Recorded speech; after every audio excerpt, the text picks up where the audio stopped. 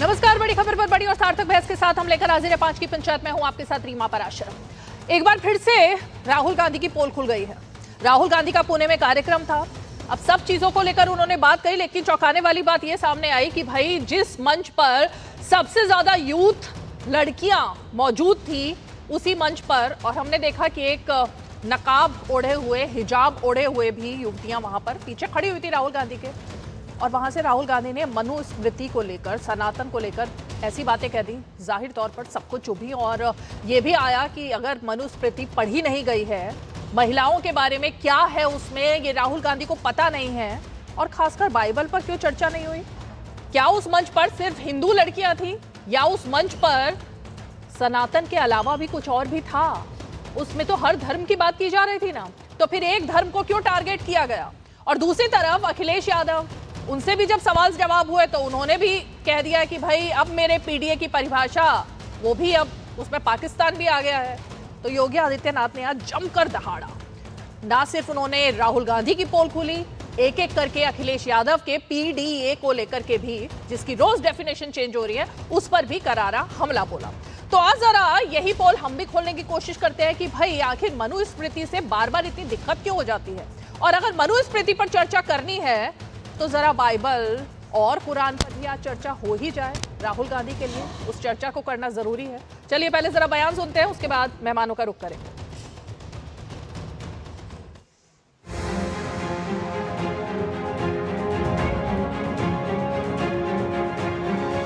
Mनुस्मृति says in childhood a female belongs to her father, in youth she belongs to her husband, when her lord is dead she belongs to her sons. A woman must never be independent. This is a direct quote from the Manusmriti. And these words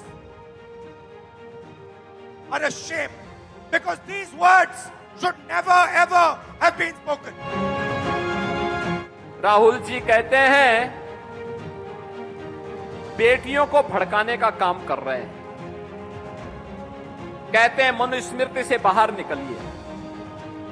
भाई भारत की परंपरा तो ऐसी है, आप माने या ना माने कोई फर्क नहीं पड़ता है, लेकिन गलत तथ्यों से अवगत तो मत कराइए। आपको मनुस्मृति को मानना है मानिए, नहीं मानना है मत मानिए, लेकिन मनुस्मृति की अच्छाइयों को भी बताइए और बुराइयों को भी बताइए। महिलाओं को अधिकारिता देने का सबसे क्रांतिकारी कदम महिला आरक्षण बिल है, जिसको राहुल गांधी विरोध कर रहे हैं। खाने के दांत अलग है, दिखाने के दांत अलग है। कांग्रेस के प्रदेश अध्यक्ष का आपने आचरण देखा होगा, हनुमानगढ़ी में दर्शन करने जाते हैं और बाहर जाकर के मछली का दावत उड़ाते हैं, ये राम राम चिल्लाते हैं। बेशर्मी की भी एक सीमा होती है। किसने कहा था फिर मंदिर जाने के लिए? ये है इनका दोहरा आचरण। गिरगिट भी शर्मा जाता है इन लोगों के सामने। तो भगवान राम का स्थान है, भगवान राम के स्थान पे दर्शन करने गए, हनुमानगढ़ी में दर्शन किया, भगवान राम का दर्शन किया। उसके बाद मैं निषाद समाज के कार्यक्रम में गया, और निषाद समाज का कार्यक्रम मछली पालना, मछली बेचना, मछली खाना, ये उनका काम है। गिरगिट की तरह रंग बदलने वाले लोग कैसे परिभाषा करते हैं? पी की परिभाषा पहले पिछड़े से, फिर पी की परिभाषा पंडित से, और आप देखना एक दिन वे पी की परिभाषा पाकिस्तान से भी कर देंगे। अगर मैं यूं कहूं बीजेपी भाग जा पाकिस्तान, या यूं कहूं कि भाग जाओ पाकिस्तान। समय आने पर कौन खाता यहाँ का गाता पाकिस्तान का पूरे देश को पता है आज के दिन में, उसमें किसी को परिभाषित करने की जरूरत नहीं है। पाकिस्तान में जो भेजने वाले कांग्रेसी लोग हैं वो मुसलमान भी इसी देश के नागरिक हैं। इन बेईमानों ने तलवार के हिसाब से तलवार गर्दन पर रखकर सलवार पहना दिया, ये धर्म परिवर्तन किया गया है। वंदे मातरम में भी जिन पंक्तियों को कांग्रेस मुख्यालय में रोका गया, उन पंक्तियों में मां दुर्गा का उल्लेख है। जिस दुर्गा स्वरूपा को हम शक्ति के केंद्र की दृष्टि से उपासना करते हैं, उस दुर्गा मां का जय घोष, वंदे मातरम का पूरा मंचन, पूरा गायन कांग्रेस मुख्यालय में हो, ताकि महिलाओं के प्रति जो उन्होंने रुचि और रुझान दिखाया है उसको वो कांग्रेस मुख्यालय और संसद में प्रधानमंत्री मोदी के 33% महिला आरक्षण बिल को त्वरित रूप से लागू करने के संकल्प के माध्यम से जो उन्होंने कहा कल अपने कार्यक्रम में, कांग्रेस के नेता अपने शब्दों को आकार दे सकते हैं।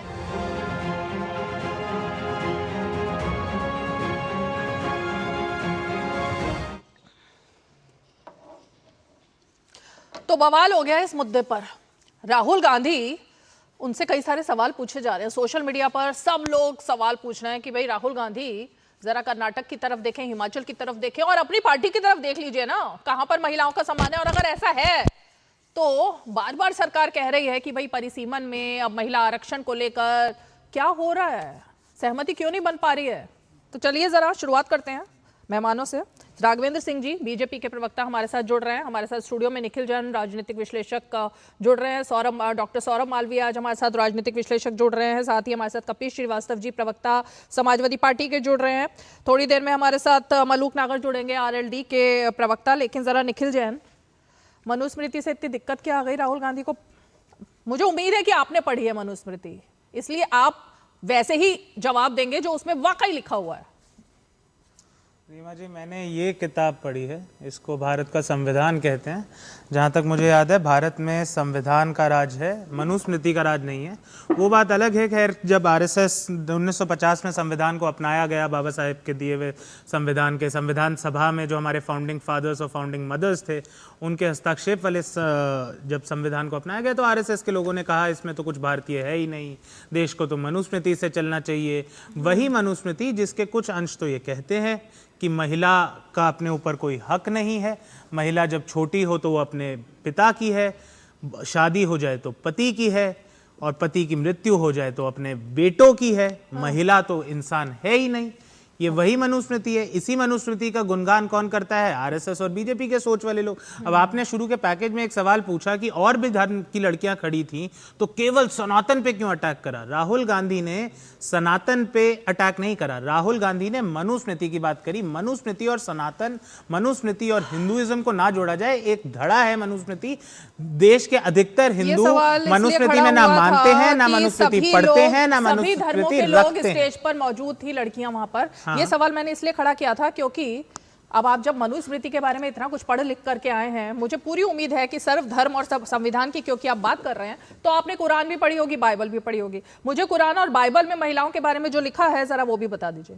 कुरान और बाइबल में भी बहुत ऐसी बातें लिखी गई हैं जो आपत्तिजनक हैं महिलाओं के लिए आज के समाज के परिप्रेक्ष्य। तो उनका जिक्र क्यों नहीं किया राहुल गांधी ने? मैं बता देता हूं, उनका जिक्र इसलिए नहीं करा रीमा जी क्योंकि किसी ने ना ये नहीं कहा कि देश कुरान से चलेगा, देश बाइबल से चलेगा, देश मनुस्मृति से चलेगा। ये कहने वाले तो एक राजनीतिक धड़ा है। ये तो कोई धड़ा नहीं कहता ना कि बाइबल चलाओ, संविधान हटाओ बाइबल लगाओ, संविधान हटाओ कुरान लगाओ। किसने कहा ये मनुस्मृति लगाओ संविधान हटाओ? अभी योगी जी क्या कह रहे थे? आप मनुस्मृति माने ना माने, मनुस्मृति की बुराइयां बता रहे हैं तो अच्छाइयां भी बताइए। ये बहुत अच्छा, अच्छा बहुत अच्छा। तो अगली नहीं, तो अगली बार आप राहुल गांधी नहीं सही श्लोक नहीं बताएंगे। रीमा जी, अगली बार आप राहुल गांधी की चर्चा करती हैं और उनपे कुछ आरोप लगाती हैं तो अच्छी बातें भी बताया करिए।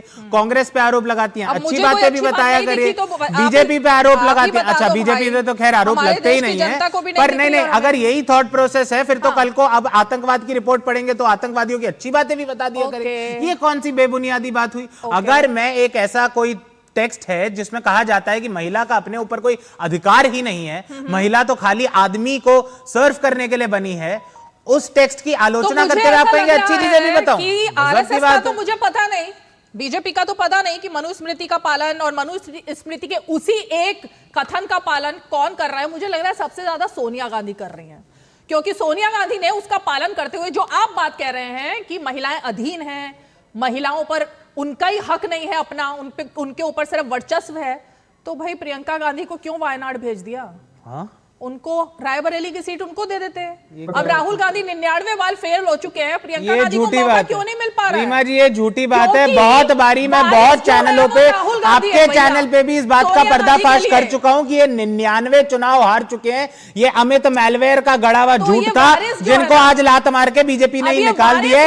आप वो झूठ पैरट ना करें। अब वारिस तो सोनिया गांधी ने बना रखा है राहुल गांधी को, भले ही बच्चा फेल हो, भले ही उनको कुछ। राहुल गांधी 2004 में, 9 में, 14 में, 19 में, 24 में लोकसभा में चुनाव जीत के आए हैं। नड्डा जी की तरह राज्यसभा से नहीं आते। अब आपको लगता है राहुल गांधी फेलियर है, आपको जिंदगी भर लगता रहेगा। राहुल गांधी देश के प्रधानमंत्री बन जाएंगे तब भी आप यही कहती रहेंगी कि राहुल गांधी ने 100 चुनाव, 500 चुनाव, 1000 चुनाव हार लिए। क्लास मॉनिटर का चुनाव भी कोई बच्चा हार जाएगा, वो भी राहुल गांधी के सर पे मर देंगे। कौन है जो देश को किससे चलाना चाहता है? भाई देश तो संविधान से ही चलेगा ना, तो ये कहाँ की बहस कहाँ से हो रही है? और इनसे एक बारी बोल दीजिएगा, बस छोटी सी बात, प्लीज नहीं, इनसे छोटी सी बात बोल दीजिएगा, जय संविधान बोल, कुछ भी बोलते रहो और चीखते रहो। एक बार इनसे बोल दीजिएगा, जय संविधान, नहीं नहीं नहीं नहीं, जय संविधान बुलवा दीजिए। राघवेंद्र आप नहीं नहीं क्यों कर रही हैं? जय संविधान बुलवा दीजिए ना। राघवेंद्र जी बोलिए, एक बार जय संविधान। निखिल दूसरी बार हो रहा है जी, बस इतनी सी यहाँ पर मेरी कमांड चलेगी, मैं किससे सवाल पूछूंगी वो चलेगा। आप यहाँ डिक्टेट नहीं करोगे बैठ करके स्टूडियो में। संविधान बुलवा दीजिए मैडम, जय संविधान बुलवा दीजिए ना। वो सबसे भारत माता की जय बुलवाते हैं, मैं बोलता हूँ वंदे मातरम, भारत माता की जय, उनसे जय संविधान मजबूर कर रहे हैं शो के शुरू में कि फिर मैं मतलब कुछ बोलूं, ठीक है, आपने इस बात पे चले जाएं, दर्ज कर लेते हैं कि आप सही से या नहीं डिफेंड करना चाहेंगे, ठीक है, दर्ज कर वॉकआउट करके चले जाएंगे शो से। शुरू में ही मुझे इसके लिए मजबूर मत कीजिए। दर्शक दर्ज कर लें कि मैंने जय संविधान बोलने को कहा, उस पे आपत्ति और बदतमीजी मत कीजिए निखिल, प्लीज मत कीजिए। चलिए राघवेंद्र जी। रीमा जी, सबसे पहले निखिल जैन के नीचे जो लिखा हुआ है राजनीतिक विशेषज्ञ, मैं कंफ्यूज हूँ, वो राजनीतिक विशेषज्ञ हैं कि कांग्रेस के प्रवक्ता हैं? जरा इसका सुधार करवा दीजिए। अब मैं बात करना चाहता हूँ, मुझे भी ऐसा लग रहा है जिस तरह से अभी बहस हुई है, मुझे भी लग रहा है कल से डेजिग्नेशन चेंज करनी पड़ेगी मुझे।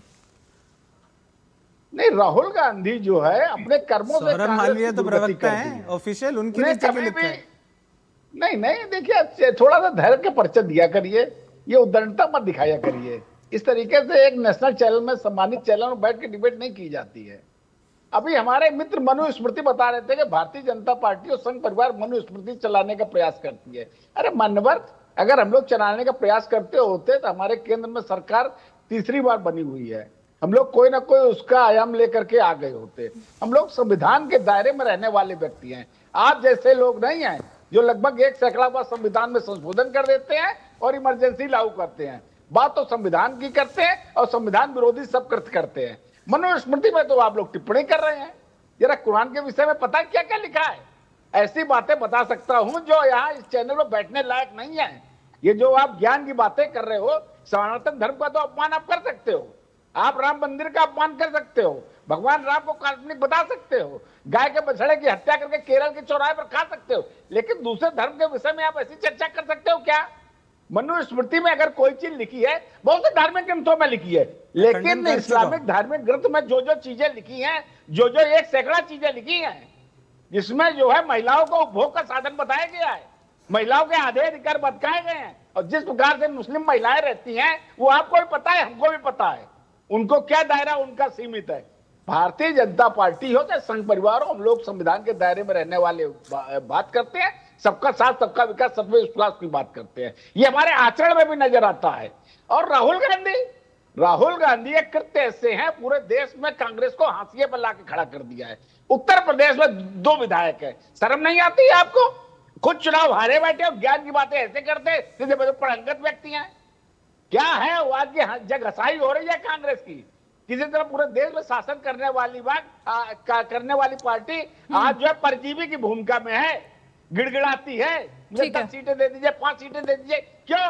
क्योंकि राहुल गांधी जो है अच्छा मैं उसको लेकर के, हाँ ठीक है, राहुल गांधी कोई राजनेता के रूप में आज तक स्थापित नहीं हो पाए हैं। नहीं, इसी भाई ये बात तो अब कपिल श्रीवास्तव आपको भी सोचनी है कि राहुल गांधी, अच्छी खासी आपकी पार्टी का परफॉर्मेंस रहा पिछली बारी लोकसभा में, क्या राहुल गांधी की इन हरकतों का खामियाजा आपको भी भुगतना पड़ेगा? ये किस तरीके की बातें हो रही हैं भैया देश में? नहीं, हमारी पार्टी जो है ये जानती है कि हरकत असल में कौन देश के विरुद्ध करता है, वो हमें पता है, और उन लोगों से क्या हम लोग खुल करके विरोध करते हैं। तो बात इस चीज की है। और मैं दूसरी चीज एक बात कह दूं कि देखिए, मनुस्मृति हम लोगों ने भी पढ़ी है, आपने भी पढ़ी होगी, तमाम लोगों ने पढ़ी है। एक तरफ जो है वो महिलाओं की स्तुति के लिए भी कहते हैं कि यत्र नार्यस्ते पूज्यन्ते रमन्ते तत्र देवता, और दूसरे तरफ कहते हैं नहीं, ये अधीन रहेंगी, चाहे वो पुरुष समाज को मतलब पिता को ही वो सब मानते हैं, मुखिया वो लेकर के चलते हैं। और इसी के विपरीत दया भाग भी बना था कि उसमें माता का सर्वोच्च स्थान होता रहा है, लेकिन वो मनुस्मृति से नहीं है। मनुस्मृति में जो महिलाओं को संपत्ति का अधिकार दिया गया था, ये मैं लीगल चीजें कह रहा हूं आपको, कि जो संपत्ति का अधिकार दिया गया था उसमें तो वो नल बटा सन्नाटा थी, उनका तो कोई अधिकार ही नहीं था। ये तो जो कोडिफाइड बिल आया है 1956 का, उससे उनको उत्तराधिकार में जो आवासीय भूमि पर स्वामित्व मिला है बराबर भाई के। और आज भी मैं आपको कह रहा हूं कि महिलाओं को कृषि लैंड पर नहीं है, इसको सुधार किया जाना चाहिए। कृषि लैंड पर भी हमारी माताएं बहनाएं, जिनको हम यत्र नार्यस्ते पूज्यन्ते तत्र देवता कहते हैं, तो मैं ये कहता हूं उनका होना चाहिए और मोदी सरकार को लाना चाहिए, और मोदी जी को भी महिलाओं का सम्मान करना चाहिए। आप समझ रही होंगी हम किस महिला के लिए कह रहे हैं, खुल के नहीं कहेंगे, आप समझ गए। अब मैं एक बात ये कह रहा हूं कि देखिए, मनुस्मृति या कुरान या फलाह की बात नहीं है। मनुस्मृति की बात कीजिएगा या कुरान की बात कीजिएगा तो ये अच्छी बात नहीं, देश हित की बात कीजिए। और तो ये बात तो राहुल गांधी को समझानी पड़ेगी ना, फिर कौन कर रहा है ये सब देश का बंटवारा? देखिए, राहुल गांधी कर रहे हैं ना, भारतीय जनता नहीं, भारतीय जनता पार्टी कर रही है। और कहाँ कर रही है? पार्टी को ये मंच था राहुल गांधी का, पुणे में सारी लड़कियां मौजूद थी। अब वो कैसे आई, क्या हुआ, और रजिस्ट्रेशन कैसे हुआ, वो अलग विषय। लेकिन वहां पर इस तरह का पाठ, मनुस्मृति को कोसना, सनातन को कोसना, एक धर्म के ऊपर बार बार ये कहना कि मंदिर इसलिए लड़के जाते हैं लड़कियां छेड़ने के लिए, कभी सनातन को लेके कुछ बयान आ जाते हैं, ये एक ही धर्म के ऊपर क्यों हो रहा है ये सब कुछ? अच्छा, ये बताइए कि भारतीय जनता पार्टी अगर इतनी संवेदनशील है तो निषाद जी को उस समय क्यों नहीं कही, जब माता कौशल्या को मां की गाली दे रहे थे और सिंघी ऋषि की औलाद बता रहे थे भगवान राम को, और उनको प्रमोट करके इन्होंने जो है वो मंत्री बनाया हुआ अपने कैबिनेट का। तो बात इस चीज की है। और सीता जी को टेस्ट ट्यूब ये भी बता रहे थे, तो ये भी तो बात रखनी पड़ेगी ना। हम तो ये कहते हैं कि इस समय अगर हमारा मुद्दा बेसिक हमारे भारत के लिए, विकास के लिए क्या जरूरी है, उस पर रहता तो ज्यादा अच्छा होता है। लेकिन प्रधानमंत्री जी जब लाल किले से भाषण देते हैं तो वो अपने इस रिपोर्ट कार्ड की 12 साल की कोई बात ही नहीं करते कि उन्होंने कहां से कहां देश पहुंचा दिया। अलग विषय ले आए अब आप अलग विषय ले आए। मुझे तो इस बात पर एक्चुअली बहुत तेज अब गुस्सा आ रहा है कि भाई महिलाओं को समझ क्या रखा है आप राजनीतिक दलों ने, क्या समझ रखा है? महिलाओं का उत्थान महिलाएं खुद करने के लिए सक्षम है आज की डेट में। कपिश जी, कोई जरूरत नहीं है किसी के यहाँ पर हमें सर्टिफिकेट की कि महिलाओं को ये करना चाहिए, वो करना चाहिए। वो क्या बोल रहा है, ये क्या बोल रहा है? बीजेपी बताती चलती है फटी। राहुल गांधी के सर्टिफिकेट की भी जरूरत नहीं है, और आपकी भी कि महिलाओं के लिए क्या होना चाहिए। अरे भाई मुझे कहने दीजिए, रीमा जी से मेरी बात हो रही है, प्लीज निखिल भाई। मैं रीमा जी आपका स्वागत करता हूं कि आप वाकई हमारी ऐसी बहन है जो खुल करके अपनी बातें रखती हैं, आपने अपने अधिकारों को सचेता है, लेकिन आप जैसी हमारी सारी बहन नहीं है भारत में। सब ऐसी ही हैं। अब आपने जंतर मंतर पर देखा ना, लड़कों से ज्यादा लड़कियां दिखाई दे रही थी और स्वच्छंद तरीके से घूम रही थी। सौरभ मालवीय है, वो सारी पूरे देश की लड़कियां नहीं है, लेकिन देश की लड़कियों की अगर आप बात कहिएगा तो आप तो प्रोफेसर है ना, नरेंद्र मोदी जी से कहिए, नरेंद्र मोदी जी से डॉक्टर सौरभ मालवीय, आप तो प्रोफेसर है। महिलाओं को, लड़कियों की संख्या ज्यादा है लड़कों की आजकल, एग्रीकल्चर लैंड में हकदारी दें। जवाब सुन लेते हैं भाई। देखिए रीमा जी, मनुस्मृति 200 ईसा पूर्व यानी लगभग 2000 साल होने जा रहे हैं, उस कालखंड उस समय में लिखा गया। उस दौर में समाज की स्थिति अलग थी। जब लिखा गया, जब कहा गया, तो उस समय न राहुल गांधी थे और न ही अन्य कोई थे, न कपिश जी थे या न हम थे, न आप थे। तो उस कालखंड, उस दौर की बात है। उस बात को अचानक से कूड़े की धरती पर लाने की आवश्यकता क्यों आन पड़ी, ये समझने की जरूरत है। ये इसलिए हुआ कि राहुल गांधी को रोजगार का मुद्दा उठाते, युवाओं का मुद्दा उठाते, देश के विकास की मुद्दा उठाते, ये नहीं कर पाए। चूंकि निखिल जी को जानकारी तथ्यात्मक नहीं है, उन्होंने कहा 99 चुनाव। अरे राहुल गांधी ने नहीं लड़ा है, राहुल गांधी के नेतृत्व में 99 हारे नहीं, ये बात झूठ। तो अचानक से यह जो बात आ गई, वहां पर वहां पर जो ये नई प्रकार की बात रख दी है कि मनुस्मृति में ऐसा, मनुस्मृति का दूसरा पक्ष क्या कह रहा है कि यत्र नार्यस्य पूज्यन्ते रमन्ते तत्र देवता। तीसरा पक्ष उसका अलग क्या कह रहा है कि त्वमेव माता च पिता त्वमेव।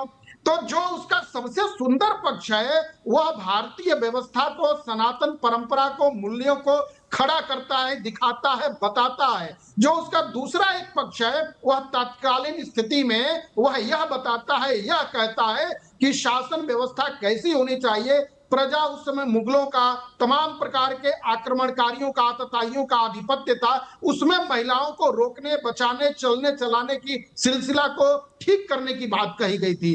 बाद में बहुविवाह की भी बात कही गई है, उसमें बताइए ना कि बहुविवाह की भी बात कही गई है। इसलिए बात समझने की जरूरत है। अब चूंकि राहुल गांधी को न इसका ज्ञान है, न भारत बोध का ज्ञान है, न भारतीयता का ज्ञान है, न भारत की समझ है, इसलिए अचानक से इस तरह की बात कह देना एक डिस्कोर्स और सनसनी पैदा करने का। अरे भारत की व्यवस्था संविधान से चलती है, संविधान के अनुरूप चलती है, और संविधान ही मनुस्मृति को भी मानता है। संविधान कहता है, संविधान में मनुस्मृति को कोट किया गया है, इसलिए संविधान भी मनुस्मृति को कहां कह रहा है, भारत को मान रहा है, भारतीयता को मान रहा है, भारतीय ज्ञान परंपरा को मान रहा है और भारत की समझ को प्रस्तुत कर रहा है। अब दुर्भाग्य यह है कि संविधान में क्या कोट किया गया, जरा पढ़ दे। एक सेकंड भैया, रुकिए कपीश जी, फ्रेम में आइए जरा। कपीश जी, अब मैं आपको एक एक करके कुरान की आयतें बता रही हूँ। कुरान में सबसे पहला पुरुष स्त्रियों के संरक्षक और जिम्मे, अरे सुनिए भाई, सुनिए ना कपीश जी, अरे रुकिए भैया रुकिए। पुरुष स्त्रियों के संरक्षक जिम्मेदार हैं। दूसरा, पुरुष जो है वो 2 स्त्रियां इसलिए रख सकते हैं क्योंकि अगर एक से गवाही ना हो तो दूसरी हो, मतलब कि अब गवाही का मतलब आप समझ लीजिए कि एक पुरुष का हिस्सा 2 स्त्रियों के हिस्से के बराबर है संपत्ति में, यानी 2 स्त्रियों का जितना हिस्सा होगा उतना अकेले एक हिस्से का होगा, क्योंकि लड़कों को घर चलाना होता है, ये इसमें बात लिखी हुई है। अब ये शब्द जो है इसका मुझे अर्थ बता दीजिए। तुम्हारी स्त्रियां तुम्हारी खेती है, नहीं हुई तो गलत हो गया। तुम्हारी स्त्रियां तुम्हारी खेती है, ये क्या है भाई? इन्होंने कुरान में लिखा है जो युक्त किया, मैं उसके जो स्त्री तुम्हें पसंद नहीं है, अरे रुको, अरे रुकिए भाई, रुकिए कपीश जी, धैर्य रखिए। और सुनिए पहले, सुनिए। जो स्त्रियां तुम्हें पसंद हो, आप गलत बात कह रहे हैं। अरे भाई सुनिए ना, मुझे ये बता दीजिए, मुस्लिम विधि में बहनों को भाइयों के बराबर इतनी में ही खराब हो गई सारी संपत्ति। अरे भाई इतनी में ही दिमाग खराब हो गया आपका। सुनिए ना एक मिनट भी और आवासीय भूमि में भी। अरे सुनिए कपीश जी, मैं आपको बता रहा हूं भाई, इनको जरा अब सुनिए कपीश जी। जो स्त्रियां तुम्हें, निखिल के लिए भी है ये, कपीश जी के लिए भी है, जो स्त्रियां तुम्हें पसंद हो उनमें से चाहे 2 हो, 3 हो, 4 विवाह आप कर सकते हो। मतलब जितनी स्त्रियां पसंद हो 4 से विवाह करो, फिर तलाक दो, फिर विवाह करो। अब बाइबल की भी बारी आती है, क्योंकि राहुल गांधी आप समझ ही सकते हैं, स्त्री को पूरी अधीनता के साथ चुपचाप सीखना चाहिए जो पुरुष कहे। स्त्री को शिक्षा देने या पुरुष पर अधिकार चलाने की अनुमति हम नहीं देते। स्त्रियां जो है पत्नियों, अपने अपने पति के अधीन रहो जैसे आप प्रभु के अधीन रहती हो। तेरी लालसा तेरे पति की ओर होगी और वो तुझ पर प्रभुता करेगा। ये बाइबल में लिखा है भैया। अभी तक दर्शकों आपको पता है क्या? मनुस्मृति तो सब आपको पढ़ा रहे हैं, इनको भी थोड़ा सा पढ़ लीजिए। एक कोट को लेकर, एक श्लोक को लेकर तो कपीश जी इतने तिलमिला गए और निखिल जैन ने तो पता नहीं मतलब स्टूडियो में हड़कंप मचा दी। अब जरा ये बता दी, आप बोलिए। निखिल पहले आप ही बोल लो। रीमा जी, मैंने अपने पहले कथन में भी कहा था, मैं दोबारा कह देता हूं, भाजपा के एक प्रवक्ता नहीं सुन पाए, शायद आप भी नहीं सुन पाए। कुरान में, बाइबल में और अन्य कई धर्म ग्रंथों में कई सारी पैतृक सत्ता, पैट्रियार्कल, मिसोजिनिस्ट बातें लिखी हैं। मैं उन्हें नहीं मानता, वो गलत हैं। मनुस्मृति में भी लिखी हैं, वो भी उतनी ही गलत हैं। कुरान में लिखी हुई बातें भी गलत है, बाइबल वाली भी गलत है, मनुस्मृति भी गलत है। फर्क सिर्फ इतना सा है, ना तो निखिल जैन यहाँ बैठ के कह रहे हैं कि देश कुरान से चलेगा, ना कपीश श्रीवास्तव कह रहे हैं देश कुरान से चलेगा, लेकिन भाजपा के जो 2 मित्र यहाँ बैठे हैं वो मनुस्मृति से देश चलाना चाहते हैं। धाड़ के चल रही थी, जैसे ही बाइबल बोली, जैसे ही कुरान मैंने अपने पहले कथन में ही बोल, उस बात को ऐसे हाँ उसमें भी। चलिए और चिल्ला के बोल देता हूँ, बाइबल में गलत चीजें हैं, कुरान में गलत चीजें हैं, मनुस्मृति में गलत चीजें हैं, लेकिन देश संविधान से चलेगा। ना मैं ना कपीश श्रीवास्तव कुरान, बाइबल या मनुस्मृति से देश चलाना चाहते हैं। हम संविधान से देश चलाना चाहते हैं। हम जय संविधान कहना चाहते हैं। मैं बोलूंगा, कपीश जी भी बोल देंगे, आप भी बोल देंगी, आपके कैमरा पर्सन भी बोल देंगे, लेकिन ये जो दो भाजपा के प्रवक्ता बैठे हैं, इनके मुंह से एक बारी जय संविधान बुलवाइए। बुलवाएंगे तो मैं इनका नमन करूंगा आपके शो पे। अभी अच्छा, बीच में मत बोलना। हाँ निखिल, सौरभ कुछ कहने, पहले सौरभ फिर राघवेंद्र जी। एक मेरा प्रश्न है, क्या राहुल गांधी मनुस्मृति की जो मीमांसा किया है, समीक्षा किया है, क्या वो पुराण की करेंगे? कृपया बता दीजिए, निखिल जी, इस मंच से आज बोल दीजिए, क्या राहुल गांधी मीमांसा करेंगे पुराण की? बोलो भाई। जवाब है उसका सीधा जवाब सौरभ जी मैं कई बारी दे चुका हूं। देश में एक भी राजनीतिक दल नहीं है जो कहता हो कि देश की सत्ता या सरकार या कानून या संसद कुरान से चलेगी, लेकिन आपका दल कहता है कि मनुस्मृति से चलेगी। इसलिए बतौर नेता प्रतिपक्ष राहुल गांधी का दायित्व है देश के जनता को बताना कि देश संविधान से चलेगा, ना मनुस्मृति से, ना कुरान से, ना बाइबल से, ना अन्य किसी धर्म ग्रंथ से। This is a secular country. देश को चला रहे हैं राहुल गांधी। टीवी डिबेट में बैठ करके कुछ और बोल आते हैं, फिर जब मंच पे जनता के बीच जाते हैं तो कुछ और बोल आते हैं। भैया इतना दोगलापन कहां से आता है राघवेंद्र जी? देखिए, ये लोग क्या बताएं, उस देश की जनता सुन रही है। इन लोगों के खाने के दांत अलग है, दिखाने के दांत अलग है। साहबानो घटना याद है? साहबानो प्रकरण, साहबानो एक मुस्लिम महिला थी, सुप्रीम कोर्ट ने उसको मुआवजा दिया था। राजीव गांधी ने एक मुल्लों के दबाव में आकर के वो शब्द थोड़ा सा ठीक करके, शब्दावली ठीक रखिए राघवेंद्र जी। शब्दावली हाँ बोलिए जी। हाँ, शब्दावली क्या मौलाना कहे या धर्मगुरु कहे, मुस्लिम धर्मगुरु कह रहे हैं। हाँ। उनके दबाव में आकर के जो मुआवजा था उसको कैंसिल कर दिया गया था, ये याद है आपको? और इन लोगों ने 70 बार से ज्यादा उत्तर प्रदेश की विधानसभाएं भंग की थी। उत्तर प्रदेश में राम जन्मभूमि का प्रकरण हुआ था, चलिए उत्तर प्रदेश की सरकार को भंग कर दिया आपने, जायज था। 3 राज्य की सरकारें क्यों आपने भंग कर दी थी? बात संविधान के करते हैं, काम गैर संवैधानिक करते हैं। भाई बताइए, इस प्रकार से देश चलता है? संविधान की किताब बगल में दबा करके राहुल गांधी घूमते रहते हैं, काम सब हाय बाय साय करते हैं। भाई मनुस्मृति में आपने चर्चा की, चलिए ठीक किया आपने, उसमें जो कमी थी उजागर की।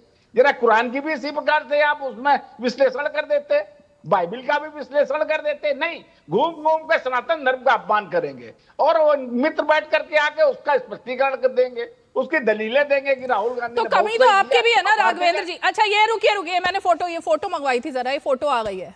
ये वो मंच है जहाँ राहुल गांधी खड़े हुए हैं। अब बुर्का हिजाब जो भी इसको कहेंगे, बुर्का तो नहीं, हिजाब पहने हुए पूरी ढकी हुई एक लड़की, युवा लड़की एक खड़ी हुई है, और साथ में जीन्स पहने हुए लड़की माइक पर बोल रही है। अब यहाँ पर मनुस्मृति पर बोले या कुरान पर बोले, इनको क्यों नहीं समझाते राहुल गांधी? इनके अपलिफ्टमेंट के बारे में आज तक कभी बात की है क्या कपीश जी? क्या इस लड़की को हिजाब में खड़ा करना ये सही था? ये लड़की जीन्स क्यों नहीं पहन सकती है? ये जीन्स और टी शर्ट में खड़ी होकर माइक पर क्यों नहीं बोल सकती है? इस पर कभी आपने बात की है आज तक? रीमा जी, हाँ, आप जो भी ड्रेस पहनी है सम्मानजनित ड्रेस है, आपकी अपनी जो इच्छा हुई वो आपने पहन लिया, लेकिन वो अपनी इच्छा से नहीं पहन रही है। वो अपनी इच्छा से नहीं पहन रही है, उसको कहा जा रहा है अगर आप नहीं पहनोगी तो क्या होगा उसका हाल, आपको पता है। किसने कहा? अब देखिए, हमारे राघवेंद्र भाई हमारे बीच में बोल रहे हैं। नहीं, अरे हमारे अच्छे दोस्त सुनिए राघवेंद्र भाई, देखिए कौन क्या पहन के खड़ा है, ये तो अपनी खुशी से खड़ा है। अब वो जो हिजाब पहनी कम से कम वल्गर ड्रेस तो नहीं है। अगर कोई महिला वर्गर ड्रेस पहने या कोई पुरुष वर्गर पहने, वल्गर मतलब क्या होता है? वो ठीक नहीं। वल्गर का मतलब क्या है? कहने का मतलब यह है कि ऐसा ड्रेस हो जो कि हमारा आज का समाज ना पसंद करता हो, जैसे उसके लिए मैं कह रहा हूँ। ये तो नहीं, इस मंच पर तो ऐसी कोई ड्रेस है जो आपको पसंद नहीं, और फिर आप कहते हो महिलाएं स्वतंत्र है। भाई राहुल गांधी कहते हैं महिलाओं पर किसी का अधिकार। अरे कपीश जी, जब महिलाएं स्वतंत्र है तो वो कुछ भी पहने भाई, नहीं कुछ भी पहने। वल्गर क्या होता है? उनका जो मन होगा वो पहनेंगी वो। रीमा जी मेरी बात सुनिए, हमने पुरुषों के लिए भी कहा है। नहीं ऐसी ड्रेस अब ये आप क्यों डिसाइड कर रहे हो? राहुल गांधी क्यों डिसाइड करेंगे महिला क्या पहनेगी? महिला का जो मन होगा वो पहनेगी ना महिला। अब आप कह रहे हो वल्गर कपड़े पहनने, ये कपड़े पहनने, वो कपड़े पहनने, सभ्य कपड़े पहनने, ये है असली मनुस्मृति की बात करना। मनुस्मृति में कहीं ये नहीं लिखा है। जो बात आप कह रहे हो ना कपिल जी, ये कहा गया है, ये आपकी मानसिकता ये है, लिखा गया है, किसी धर्म में नहीं लिखा, लेकिन आपके दिमाग में ये लिखा हुआ है। अरे सुन तो लीजिए रीमा जी, मनुस्मृति में ये लिखा है, जिम स्वतंत्र होई बिगड़े ही नारी, ये लिखा है। लेकिन तो फिर स्वतंत्र ना हो मतलब नारी, आप ये कह रहे हो? नारी को स्वतंत्र होने का अधिकार नहीं है। गाली कैसे देंगे? हाँ, मतलब वो क्या कपड़े पहनेगी ये कपिल श्रीवास्तव डिसाइड करेंगे। वो वल्गर कपड़े होंगे या नहीं ये भी आप डिसाइड करेंगे, ये महिला डिसाइड नहीं करेगी उसके कपड़े वल्गर है या नहीं। अब देखिए आप जानबूझ के इधर उधर घुमा रही हैं। मैं नहीं घुमा रही, आपने जो बात कही मैं तो आप ही की बात पर बात कर रही हूँ। मैंने ये कहा कि अगर कोई पुरुष या स्त्री कोई ऐसा ड्रेस पहन करके आए जो आज का समाज स्वीकार नहीं करता है या ठीक नहीं है उसके हिसाब से, तो ऐसा तो कोई नहीं खड़ा है वहां। जंतर मंतर पर एक लड़की बहुत अजीब से पहना, एक जेंजी हुआ है, बहुत अजीब से पहनावे में थी, एक नहीं बहुत सारी होंगी आपके हिसाब से अजीब पहनावा। एक मिनट सुनिए कपिल जी, मुझे ब्रेक लेना है, रुकिए ना, रुके। आप ये बताइए, जंतर मंतर पर अभी जो जेंजी का प्रोटेस्ट हुआ उसमें एक लड़की, कई सारी लड़कियां अलग से अपने हिसाब से कपड़े पहन रही थी, है ना। उनमें से ऐसी बुरी बातें प्रधानमंत्री, उनकी माँ, उनके परिवार के लिए बोली गई, गंदी भद्दी गालियां दी गई। और जब उनके ऊपर पुलिस बात करने गई तो आप सब ने एक होकर के ये कहना शुरू कर दिया कि युवाओं के ऊपर हमला, जेंजी के ऊपर हमला, ये कैसे हो गया, वो कैसे हो गया। लेकिन अब आप कह रहे हो भैया लड़कियां स्वतंत्र नहीं है, उनको जो पहनना है वो हम डिसाइड करेंगे। ये दोगलापन कैसे हो जाता है? ये दोगलापन कहां से आ जाता है? अच्छा, दोगले का अर्थ जरा बता दीजिए, ये दोगले का अर्थ बता दीजिए। दोगले का अर्थ यह है कि जो बीजेपी के खिलाफ हो पहले उसको समर्थन दें और जो बात आपके खिलाफ हो उसको भी इसी तरह से डिनाई करें। मैं आपको लिखित प्रूफ दे दूंगा बाकायदा कि 2 बापों की औलाद एक मां से, दोगला। ये क्या है? नहीं, आपको भ्रम है। कौन सी डिक्शनरी से पढ़ते हो आप कपिल जी? कौन सी डिक्शनरी है आपके पास में? मैं आपको बार कह रहा हूँ। अरे भाई डिक्शनरी कहाँ से आती है? सौरभ मालवीय ये ठीक नहीं है, ये संसदीय भाषा है जिसका प्रयोग। अरे भाई रुकिए। अरे आपने ऐसी शर्मिंदगी वाली बात कर दी, कर रही है, ये गलत बात है। आपने ऐसी शर्मिंदगी वाली बात कर दी, ये गाली है, ये गाली है, इसको नहीं कहना चाहिए। मतलब सुनिए, ऑक्सफोर्ड डिक्शनरी से सुन लीजिए, पाखंडी, ढोंगी, दोहरे चरित्र वाला। अरे भैया रुकिए ना, हम जो पढ़ के आए हैं उसमें तो यही मतलब है। आप पता नहीं कौन से स्कूल से पढ़े, आपको कुछ और मतलब दिख रहा है। सौरभ मालवीय जल्दी से जवाब दो। आपके पास ये भोंदे शब्द के सौरभ नीतियां नहीं है क्या? सौरभ मालवीय देखिए, जो बातें द्वंद में है जिसका अर्थ साफ नहीं है, उस संदर्भ में कहा जा रहा, तो संदर्भ समझने की जरूरत है। किसी भी चीज को नहीं कपिल जी, इस बात को समझिए, जो द्वंद में है जिसका अर्थ नहीं है, डिलेमा में रखे पॉलिटिकल वर्ड है, तो पॉलिटिकल वर्ड में इसका अर्थ क्या हुआ? बर्दाश्त नहीं है। अरे भाई आप ठीक है, मैं ब्रेक लेती हूँ, लेकिन ब्रेक में जाने से पहले इस मुद्दे को यही खत्म करते हैं। कपिल श्रीवास्तव जी, ब्रेक है अभी, और ब्रेक में आप भी जरा अपने जो भी ग्रंथ, डिक्शनरी जो आपके पास है वो पढ़ें। मैं भी आपको डिक्शनरी में 3 और मतलब आ गए हैं। जो व्यक्ति अपने स्वार्थ के लिए अलग अलग लोगों के सामने अलग अलग बातें करे या अपनी बात से मुकर जाए, इसका मतलब होता है दोगला चरित्र, दोगला व्यक्ति। अब असली मतलब तो ये है। अब आप कुछ भी मतलब निकालते रहो, ऐसे नहीं होगा ना, हिंदी का अनर्थ नहीं करते हैं। ब्रेक ले लेते हैं एक।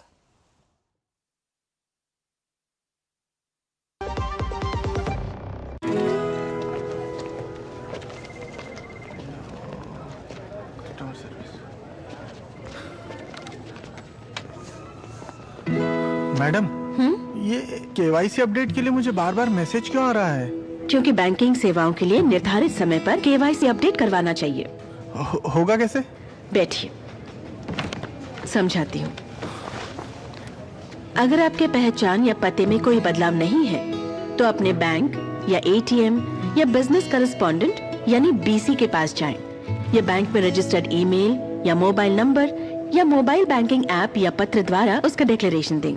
और अगर कोई बदलाव है तो ऐसे में पहचान और पते का नवीनतम प्रमाण दिखाएं। अपना खाता सक्रिय रखकर बैंकिंग सेवाओं का लाभ उठाएं। बस।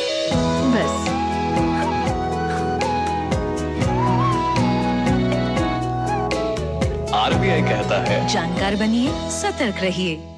भारत की सबसे बड़ी gold loan NBFC Muthoot finance से गोल्ड लोन लीजिए और फिर देखिए सोना क्या नहीं कर सकता। कॉल कीजिए 1-800-313-1212। चलिए, मेरे ख्याल से वो मुद्दा वहीं खत्म हुआ। पहले राघवेंद्र जी, फिर निखिल। ये क्या है? दोहरे चरित्र? क्या? मेरे को पढ़ के सुनाइए, मेरे को समझ में नहीं आ रहा। दे रहा हूं। दोगला शब्द के मुख्य रूप से दो अर्थ होते हैं। दोहरे चरित्र वाला ऐसा व्यक्ति जो दो मुहा हो, कथनी और करनी में अंतर रखता, या अवसरवादी हो, कपटी या धोखी। यही तो मैंने बोला है। नहीं, पूरी बात सुनिए प्लीज, पूरी बात।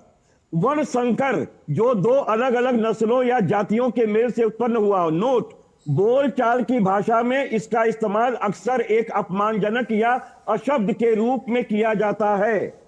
तो मेरा मतलब ये दूसरी वाली डेफिनेशन से नहीं था कपिल जी, इसको आप अन्यथा मत लीजिए।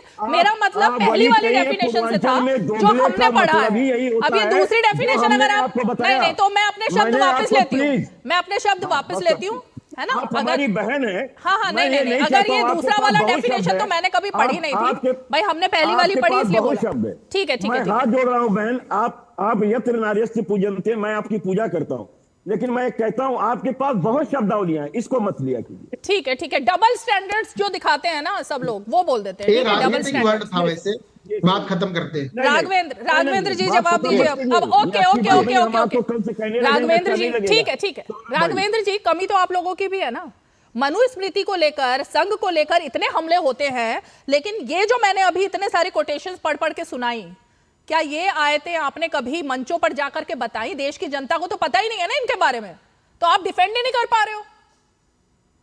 नहीं रीमा जी, भारतीय जनता पार्टी एक राजनीतिक दल है, ये ओछी बातें हम लोग नहीं करते हैं।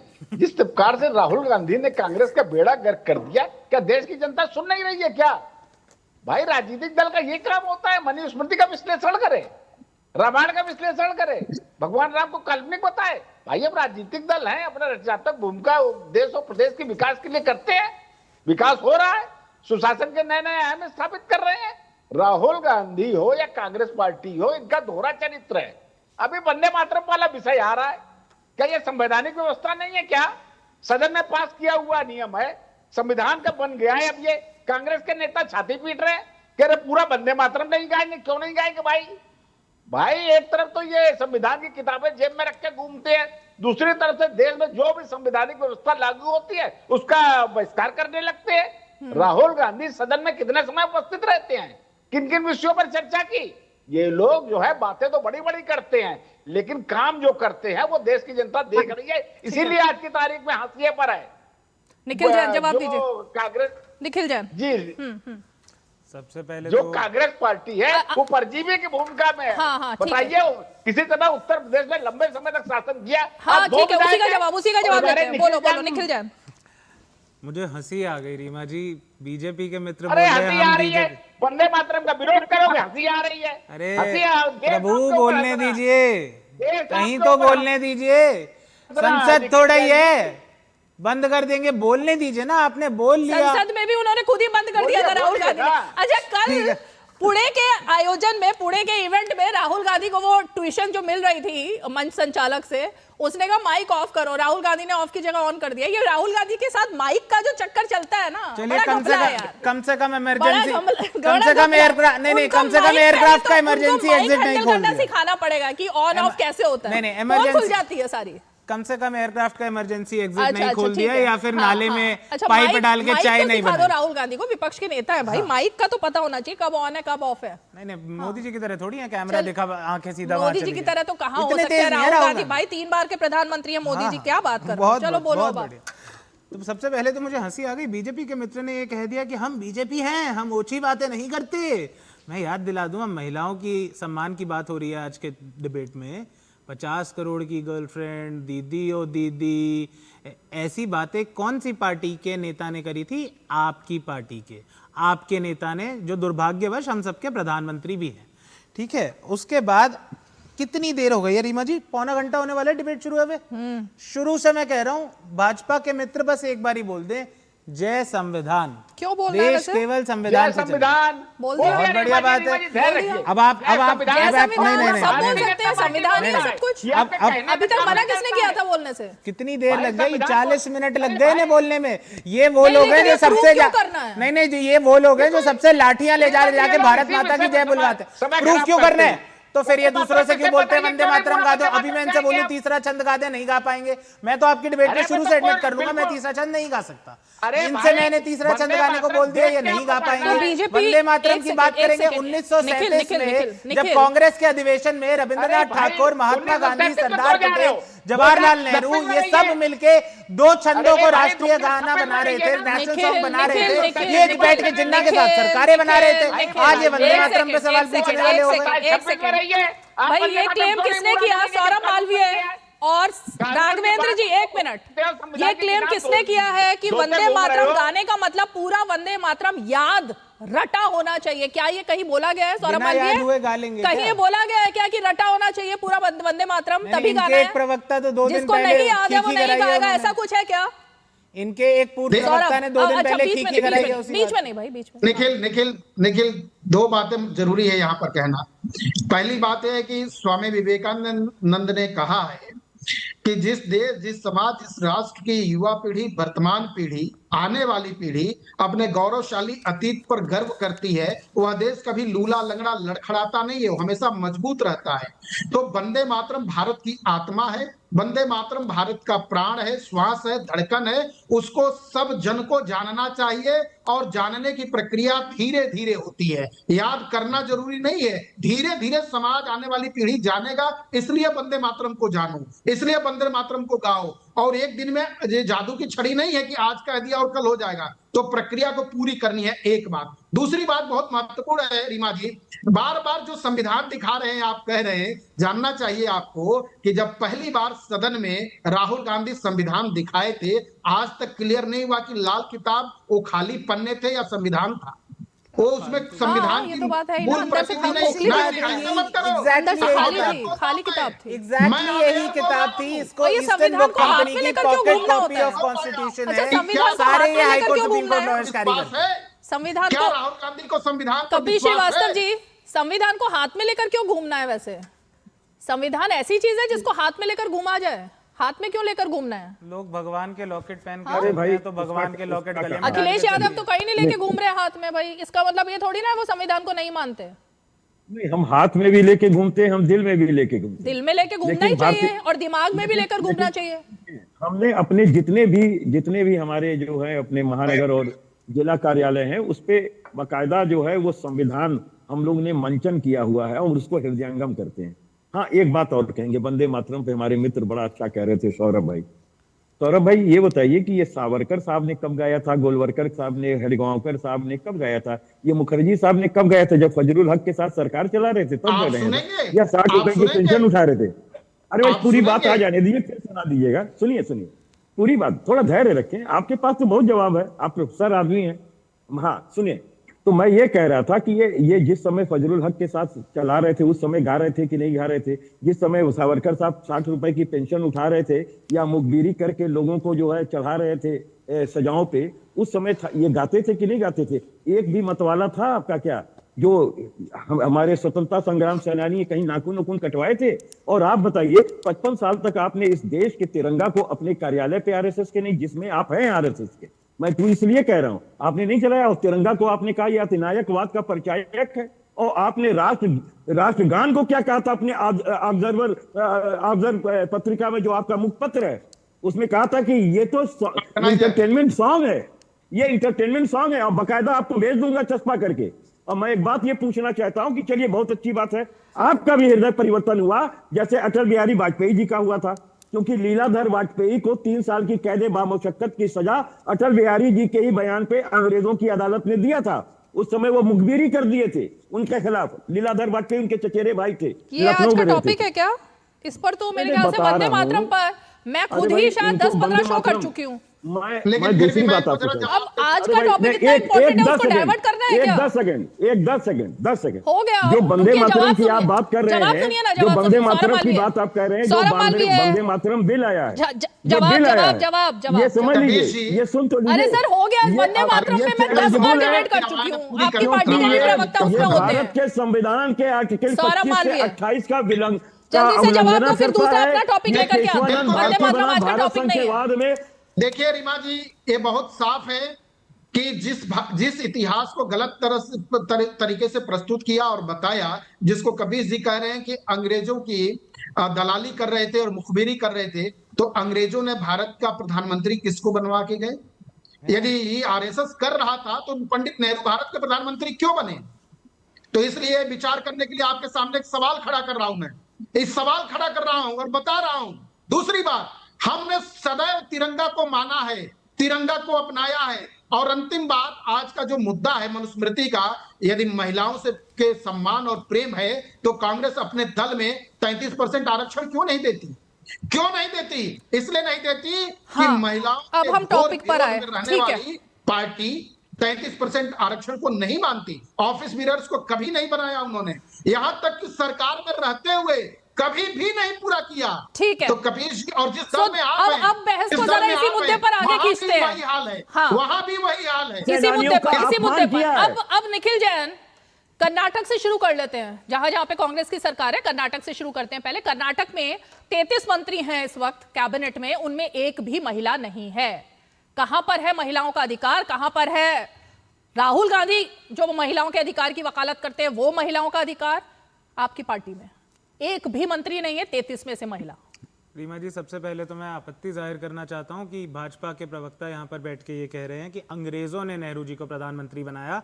ये महात्मा गांधी की तौहीन है, ये फाउंडिंग फादर्स और मदर्स की तौहीन है, कॉन्स्टिट्यूएंट असेंबली संविधान सभा की तौहीन है। इतनी ओछी राजनीति के लिए मत उतरिए सौरभ मालवीय जी। आपकी पार्टी भी ऐसी बातें नहीं कहती और आप तो पढ़े लिखे रहते हैं, आपसे एक्सपेक्टेड नहीं होता। ये सच है, सच को स्वीकारिए। चलिए ठीक है, ये अब आपके व्हाट्सएप यूनिवर्सिटी में सच होगा।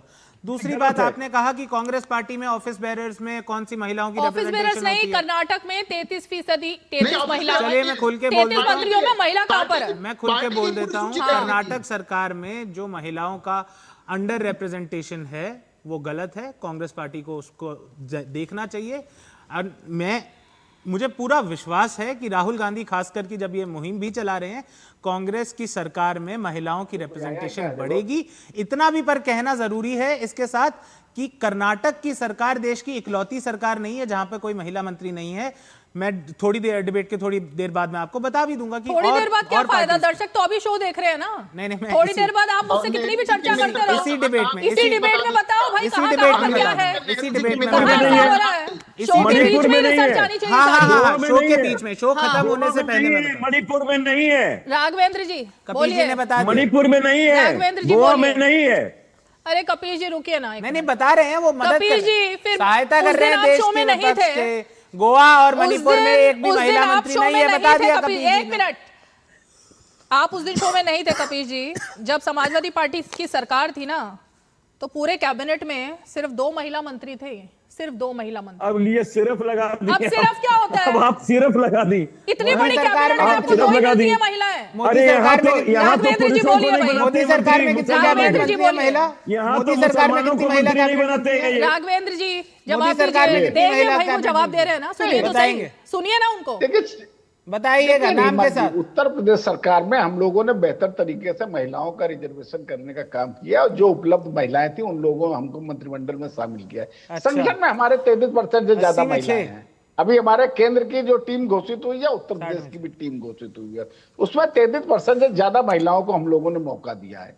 समाजवादी पार्टी के मित्र बताएंगे, ये हमारे कांग्रेस के मित्र बताएंगे। कांग्रेस के पास तो 2 महिला के अलावा कोई है नहीं। रुकिए, एक और डेटा आ गया। समाजवादी पार्टी राघवेंद्र जी 1 मिनट रोकूंगी, 1 मिनट रोकूंगी राघवेंद्र जी। एक डेटा और आ गया, एक डेटा और आ गया। शर्मनाक डेटा आ गया, एक शर्मनाक डेटा आ गया। एक हिमाचल प्रदेश की सरकार में भी एक भी महिला मंत्री नहीं है। लो, हिमाचल में भी नहीं, कर्नाटक में भी नहीं। अब बोलिए आगे, राघवेंद्र जी अब आगे बोलिए। गोवा के लिए भी कहिए, भाई कितनी शर्मनाक बात है ये। और असम इतनी शर्मनाक बात है कि देश की युवा लड़कियों को भड़काया जा रहा है, महिलाओं को भड़काया जा रहा है, लेकिन जब प्रतिनिधित्व देने की बात आती है तो कांग्रेस पार्टी की जहां जहां सरकार है वहां एक भी महिला का प्रतिनिधित्व नहीं है। बेहद शर्मनाक बात है। बोलिए राघवेंद्र जी। देखिए, अगर ये लोग महिलाओं की इतनी चिंता करते हैं तो इन्हें महिला आरक्षण बिल में साथ आ जाना चाहिए। सदन में इनकी क्या भूमिका रहती है? बाहर ये लोग कितना ये लोग महिलाओं के हित की बातें करते हैं। राहुल गांधी महिलाओं के हित की बात करते हैं, संविधान की बातें करते हैं। चाहे समाजवादी पार्टी हो चाहे कांग्रेस पार्टी हो, इनका दोहरा चरित्र हमेशा रहा है।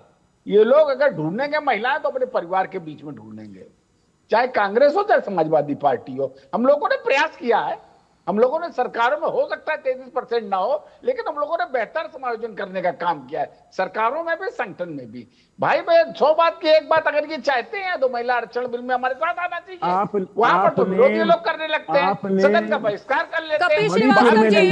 कपिल श्रीवास्तव जी, आपने त्रिपुरा में नहीं दिया। पार्टी में चलिए आपकी पार्टी की भी बात करते हैं। कपिल जी, आपकी पार्टी की भी बात कर लेते हैं, कांग्रेस को हटाते हैं। चलिए, कांग्रेस का चरित्र तो दिख रहा है क्योंकि निखिल इस पर नहीं जवाब दे पा रहे, वो डेटा ढूंढने में ही लगे हुए हैं। लेकिन मुझे आप ही बता दीजिए, आपकी पार्टी में महिलाओं का रोल क्या है भाई? किस उच्च पद पर महिलाओं की हिस्सेदारी है? कौन सी डिसीजन मेकिंग बॉडी में यहां पर महिलाएं सबसे ज्यादा हैं? क्या अगर सरकार बनती है तो गृह मंत्री, चलिए मुख्यमंत्री तो आपने तय किया हुआ है कि भाई कौन बनेगा, अखिलेश यादव, लेकिन क्या गृह मंत्री महिला बनाएंगे? उस पर भी बोला जा चुका है, आजम खान बनेंगे, ये बनेगा वो बनेगा। कहां है महिलाएं कपीश जी? मलूक नागर भी जुड़ गए। बोलिए कपीश जी। आवाज आपकी पार्टी में महिला कहाँ है? आवाज आ रही है? हाँ आवाज आ रही है? आ रही है। हाँ, बहुत अच्छा बात आप कहेंगे। गृह मंत्री बनाने के लिए हम वादा करते हैं कि हमारी 2027 में सरकार उत्तर प्रदेश में आएगी तो हम गृह मिनिस्टर बनाएंगे। आप बताइए। महिला को? हाँ, अरे बिल्कुल महिला को। सबसे बड़ी बात हो गई। आप इतना ताज्जुब क्यों कपिल जी आएगी कहाँ? कपिल जी आएगी नहीं आएगी वो तो अलग बात है, लेकिन अब ये नया आजम खान का नाम पहले क्यों आया था फिर? मैं सीधी बात आपको कह रहा हूं। अब इतनी देर हमारे लिए कोई इम्पोर्टेंट नहीं है। हमारे लिए बहन रीमा इम्पोर्टेंट है। उन्होंने चाहा है कि हम बनाएं। मैं थोड़ी ना समाजवादी पार्टी में हूँ, मुझे क्यों बनाएंगे? हम बनाएंगे गृह मिनिस्टर। नहीं, मुझे बनना ही नहीं है। नहीं, आपने मशवरा दिया है, आपकी मशवरा को मलूक नागर जी, अब बताइए भाई, ये महिलाओं की स्थिति पर इतनी चर्चा हो रही है, इतना कुछ हो रहा है। अब इन्होंने, कपिल जी ने तो, मैं कोट कर लेती हूँ इस बात को, लॉक कर लेती हूँ कि उनकी तो गृह मंत्री अगर बनती है तो महिला होगी। अब बोलिए। ये एक बात बताओ रीमा जी, अगर ये महिलाओं के बारे में इतने चिंतित हैं तो 850 एमपी के लिए जो बड़ी संसद बनाई है और परिसीमन में ये उसका विरोध कर रहे हैं, तो आज 147 करोड़ की 73.5 करोड़ की आधी आबादी महिलाओं की है, उसमें 255 एमपी पहुंच जाएंगी महिला, तो ये उसको पास नहीं होने दे रहे। और जहां कांग्रेस, सो-कॉल्ड इंडिया गठबंधन की सबसे बड़ी पार्टी कांग्रेस, और उसमें एक ही परिवार, गांधी परिवार, 2 लेडीज है, दोनों की दोनों एमपी, तो कहां है ये ढकोसला कर रहे हैं। चाहे राहुल गांधी जी मनुस्मृति की जाके बात करें, महिलाओं की बात करें, चाहे वो 9.2, 9.3 और 9.6 की बात करें मनुस्मृति के, तो ये जितने भी ये काम कर रहे हैं, अगर इनको वाकई में सच में ये चाहते हैं महिलाओं का उत्थान और सच में ये चाहते हैं कि महिलाओं को सपोर्ट करना, तो आगे आए। और माननीय प्रधानमंत्री ने लाल किले से जो आह्वान किया कि सारी पार्टियां सामने आए, हम उनको क्रेडिट देंगे, आओ क्रेडिट ले और सर्वसम्मति से बिल को पास कराओ, तो वहां तो ये विरोध कर रहे हैं। तो यहाँ कुछ का कुछ बोलते रहे, गृह मंत्री बनाते रहे, महिलाओं को हम ये करना चाहते हैं, वो करना चाहते हैं। राहुल गांधी जी मनुस्मृति में जाके महिलाओं की बात कर रहे हैं, ये कुछ का कुछ कर। देश के लोग सब देख रहे हैं, सब जानते हैं। चलिए इसी डिबेट शो से बता दीजिए कपिल जी, महिलाओं वाले इशू पर साथ क्यों नहीं दे रहे? ले लीजिए क्रेडिट, पीएम तो कह रहे हैं कोई भी क्रेडिट ले लो, लेकिन महिलाओं का हक दे दो उनको। आपने गृह मंत्री बनाया, बहुत धन्यवाद। आप इस पे भी बनाया कहाँ? अभी चुनाव कहाँ हुए हैं? रुकिए ना मलूक जी, इतनी जल्दी आपने भी रिजल्ट आउट कर दिया। हाँ बोलिए कपिल जी। अरे मलूक भाई हमारे अच्छे मित्र हैं, इसलिए हम शुभचिंतक हैं हमारे। मैं ये बात कह रहा हूं कि देखिए, अगर किसी ने महिलाओं के अधिकार पे कुंडली बांध करके नाक की तरह कोई किंग कोबरा बैठे तो भारतीय जनता पार्टी है, क्योंकि महिला बिल तो पास उसको लागू नहीं कर रही है। अब जहां तक रह गई बात परिसीमन की, ये संवैधानिक चीज है कि भैया पहले जनगणना होगी, उसके आधार पर जो है परिसीमन होगा। अपनी बात ठीक है, निखिल जैन, महिला बिल जब पास हो रहा था तो आप परिसीमन लगा दीजिए और आप जनगणना लगा दीजिए, किसने कहा? मतलब क्रेडिट भी नहीं लेना, होने भी नहीं देना। चलो ठीक है, निखिल जैन। अच्छा, एक मैं इंटरेस्टिंग बात बता दूं, क्योंकि महिलाओं की भागीदारी की बात हो रही थी। कांग्रेस नहीं, पार्टी उन्होंने एक सवाल खड़ा किया ना, उस पर बोल दो पहले। परिसीमन और महिला आरक्षण बहुत में अच्छा, रोड़ा। कपीश जी बिल्कुल बहुत अच्छा उस पर जवाब दे चुके हैं कि 2023 में महिला आरक्षण। अरे तो मैं बार बार नया फालतू का जवाब बना के थोड़ी दूंगा, इतना अच्छा जवाब दिया है उन्होंने। 2023 में महिला आरक्षण बिल तो पास हो चुका है, उसके बाद अप्रैल 2026 में जो पास करने की कोशिश की गई वो परिसीमन बिल है। अब वो कहा जाएगा कि महिला आरक्षण में परिसीमन जुड़ा हुआ है, तो ऐसे तो परिसीमन में जनगणना जुड़ी हुई है। पर इतनी सी एक छोटी सी बात बता दूं, कांग्रेस पार्टी की तेलंगाना की जो इंचार्ज हैं वो महिला हैं मीनाक्षी नटराजन, केरला की जो इंचार्ज हैं दीपा दास मुंशी वो महिला हैं, रजनी पाटिल हिमाचल की इंचार्ज हैं वो महिला हैं। कांग्रेस पार्टी में शीर्ष पदों पे महिलाओं को भागीदारी है। बीजेपी में ऐसी कितनी स्टेट की इंचार्ज महिलाएं और आरएसएस में कितनी महिलाएं, एक बार ये बता दीजिए। मलूक नागर जी। देखिए रीमा जी, जब देश आजाद हुआ 1947 में 31 करोड़ लोग थे, 6 करोड़ पाकिस्तान में गए, 25 करोड़ हमारे देश में रह गए, जब भी करीब 450 के करीब एमपी थे। और उसके बाद जब 1970 में 70 करोड़ लोग थे तो 543 एमपी हुए, और आज 147 करोड़ हैं, तो 850 हो ये क्यों नहीं चाहते? हमारे बराबर जनसंख्या चाइना की है, वहां 2977 एमपी हैं। तो 255 लेडीज एमपी जाके देश की लोकसभा में और देश की विधानसभाओं, विधान परिषद और देश की लोकसभा राज्यसभा में महिलाओं के प्रतिनिधित्व बढ़े। और ये क्यों नहीं चाहते? ये कहते हैं जी परिसीमन में जनगणना होगी, इसीलिए मैंने डबल स्टैंडर्ड वर्ड का इस्तेमाल किया था। इंग्लिश में बोल रही हूँ कपिल जी, हिंदी वाला नहीं बोल रही। ठीक है, ठीक है, बहुत बहुत शुक्रिया आप सभी खास मेहमान 5 की पंचायत में जुड़े। वक्त की बात है, शो को यही समाप्त करना होगा। लेकिन बात यही है कि भाई डबल स्टैंडर्ड्स जो हैं वो जनता को दिखाई दे रहे हैं कि एक तरफ कथनी कुछ और, करनी कुछ और। महिलाएं भी देख रही हैं और महिलाओं का वोट कितना इंपॉर्टेंट है ये हम 2014 से अभी तक देख रहे हैं। वो जिसको चाह रही हैं मंत्री बना रही हैं, मुख्यमंत्री बना रही हैं। तो अब देख लीजिए। आज की पंचायत में इतना ही, कल फिर होगी मुलाकात। तब तक के लिए हमें दीजिए इजाजत। नमस्कार।